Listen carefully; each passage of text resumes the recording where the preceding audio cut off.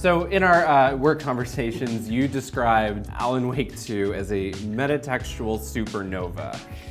Yeah, can I elaborate on that? Yeah. So I had the opportunity to briefly demo Alan Wake 2 recently. So what I saw of the game was a very curated and selected, bits of the game from a little ways into it. And I do want to, be wary of, maybe not giving too much away. But I will say one thing we know from Alan Wake 1, for instance, is that Alan Wake is, he's like a crime writer, right? He's not a horror writer. And he has I think a hard-boiled cop character who's in a lot of his books named Alex Casey. Right, not Max Payne. Not Max Payne, but I will just say that in a moment in my time with Alan Wake 2, I did see Alex Casey, and he may have borne a suspicious resemblance to Max Payne. Make of that what you will. It's not like Sam Lake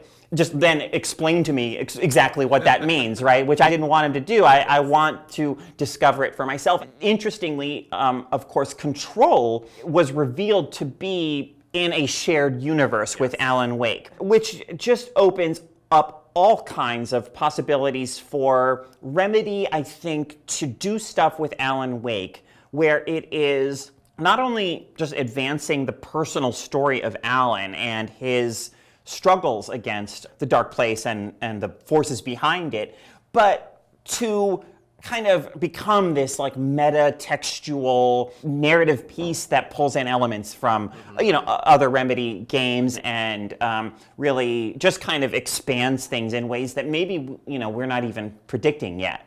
And I suspect, and I hope that the game doesn't over-explain it, because Alan Wake 1 actually opens with a Stephen King quote about how part of what makes horror so rich or so fascinating is its resistance to explanations, right? If you explain something, it kind of drains all the horror away. Part of what makes Alan Wake so fascinating is, in its meaning, is that we can kind of interpret it in our own ways, right? Like those struggles Alan Wake has with creativity, for instance, right? Any of us who are writers or filmmakers or, game designers or whatever, have experienced struggles with creativity and the horror of like looking into ourselves and finding, a kind of lack of inspiration there or whatever. I think Alan Wake 2 will be a great game for the YouTube fan theorists to really dig into and offer up all kinds of rich and varied and fascinating interpretations of.